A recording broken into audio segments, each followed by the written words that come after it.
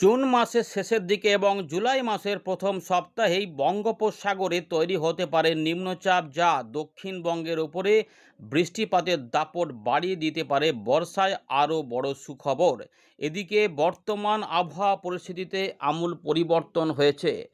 ভ্যাপসা গরমে ভুগছিল দক্ষিণবঙ্গের মানুষজন, তবে এবারে স্বস্তির খবর দিয়েছে আবহাওয়া দপ্তর। তবে উত্তরবঙ্গে রয়েছে বিপদ সংকেত, যেখানে লাল সতর্কতা জারি করা হয়েছে। ভারী থেকে প্রবল বর্ষণ হতে পারে এবং যারই ফলে নদীর জলস্তর বাড়ার পাশাপাশি পাহাড়ি অঞ্চলের ধস এবং প্লাবনের আশঙ্কাও থাকছে।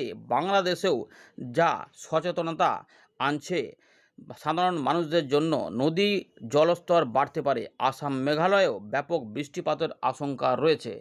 আগামী কয়েকদিনের মধ্যেই বর্ষার আরও অগ্রগতি হবে উত্তর ভারতের অভিমুখে, যার ফলে প্রচুর জলীয় বাষ্প নেপাল, বিহারের ওই দিকে পৌঁছে যাবে। ফলে পাহাড়ি অঞ্চলে আবারও একটা ভয়ানক বৃষ্টিপাতের প্রকোপ লক্ষ্য করা যাবে। গাঙ্গেয় পশ্চিমবঙ্গে অদলবদল একটু আধটু থাকবে।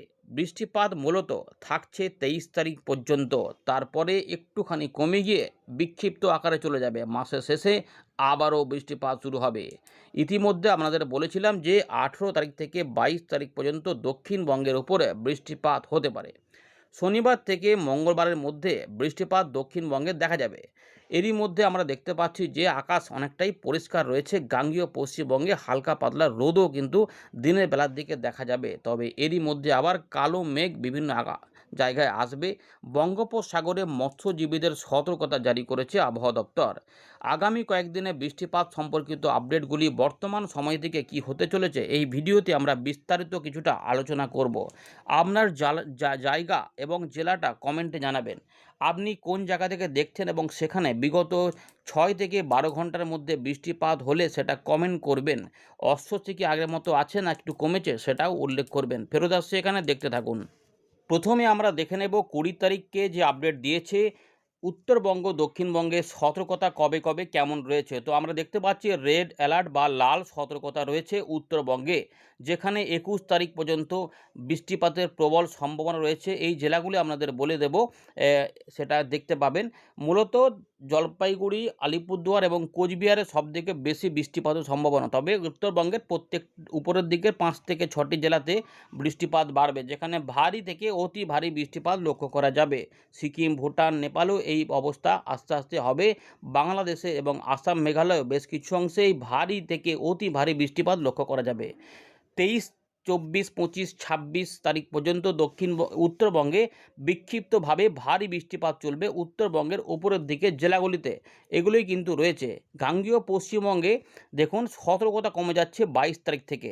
22 তারিখ পর্যন্ত বৃষ্টিপাতের দাপটটা মোটামুটি ভালো থাকবে। তারপর 23 তারিখের দিকে কিছুটা কমে গেলেও বিক্ষিপ্ত হবে, এক পশলা হবে।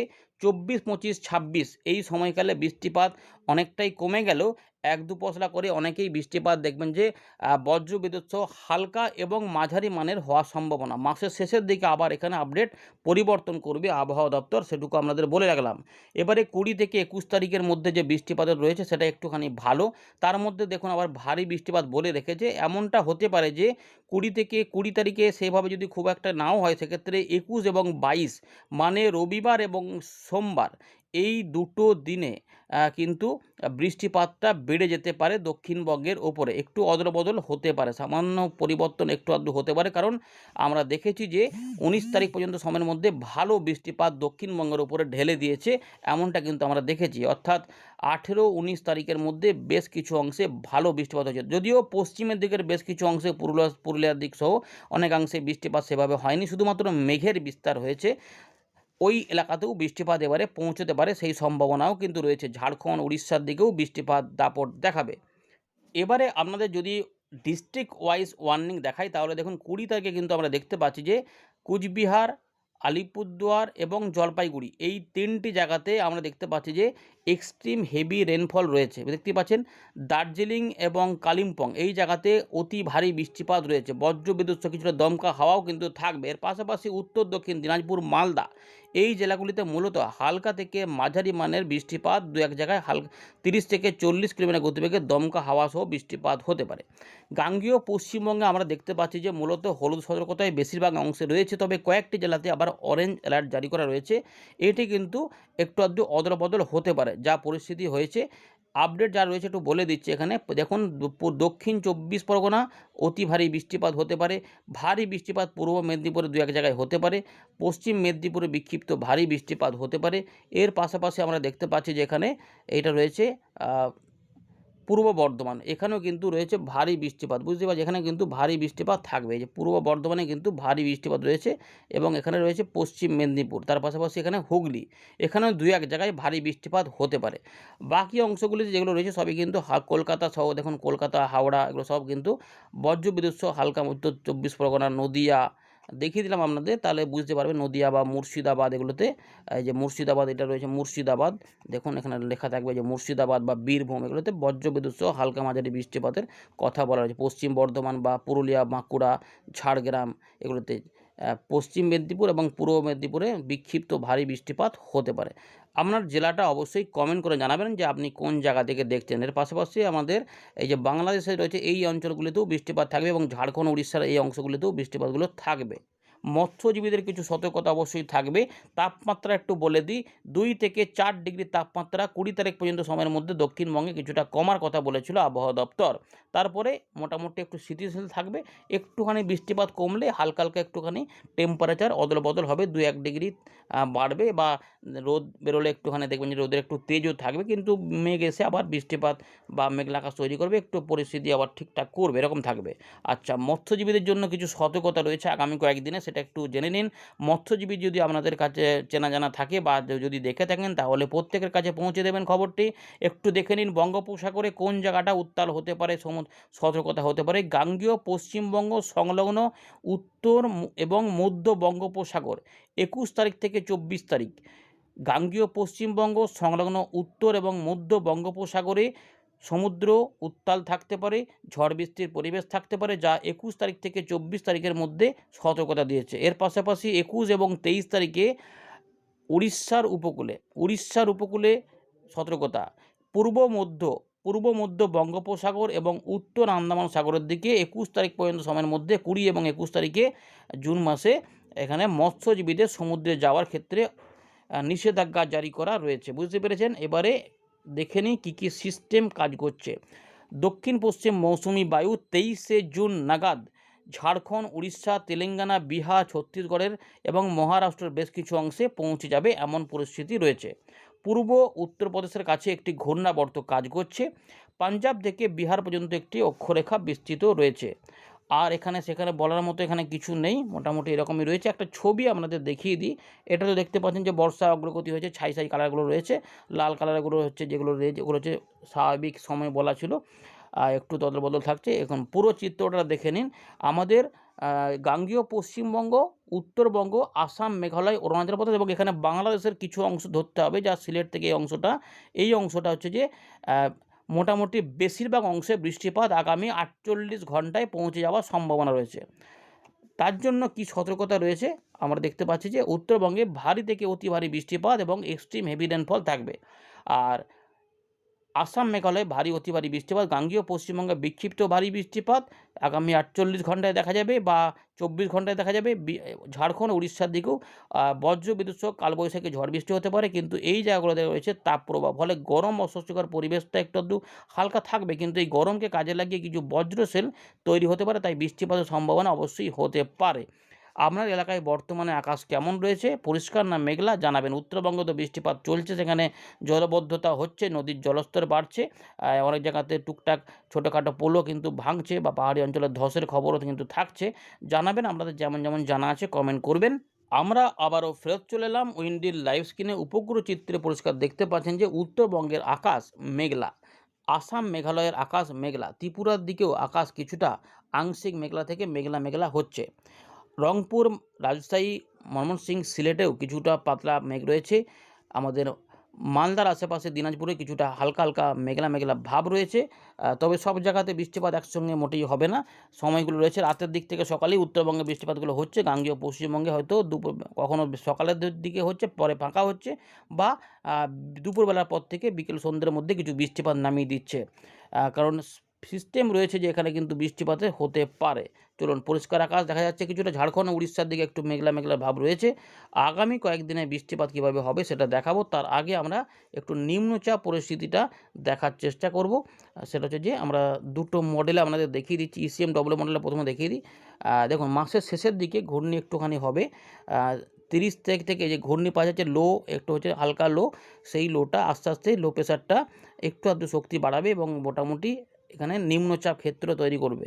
ফলে গাঙ্গেয় পশ্চিমবঙ্গ, বাংলাদেশ এবং উড়িষ্যা, ঝাড়খণ্ডে বৃষ্টিপাত বাড়বে। এটা দেখুন নিম্নচাপ ক্ষেত্র, যে লো প্রেশার এরিয়া রয়েছে দেখতেই পাচ্ছেন। এই নিম্নচাপটা কিন্তু হলে কি হবে না, ভালো খবর।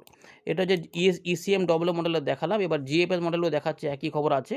দেখুন জিএফএস মডেল আছে কিনা এখানে দেখলেই বুঝতে পারবেন। এখানেও কিন্তু নিম্নচাপ ক্ষেত্র এখানে দেখা যাচ্ছে আছে। এই যে 1 তারিখ, 30 তারিখ এবং 1 তারিখের দিকে দেখুন এখানে লো প্রেশার এরিয়ার মতো পাওয়া যাচ্ছে। অর্থাৎ এখানেও কিন্তু ঘূর্ণিটা এখানে থাকছে। যে ঘূর্ণিটা দেখতে পাচ্ছেন যে এখানে কিন্তু ঘূর্ণিটা থাকছে, অর্থাৎ এখানেও কিন্তু একটা লোয়ের সম্ভাবনা এখানে দেখা যাচ্ছে। সুতরাং লো প্রেশার এরিয়া থাকবে মাসের শেষের দিকে, যার ফলে কি হবে না, বৃষ্টিপাতে প্রভাব দেওয়া যায়, বৃষ্টিপাত হবে। দেখুন এই যে ভারী বৃষ্টিপাত, মাঝারি ভারী বৃষ্টিপাত, যে এইটা হলে কি বর্ষায় গতি বাড়বে।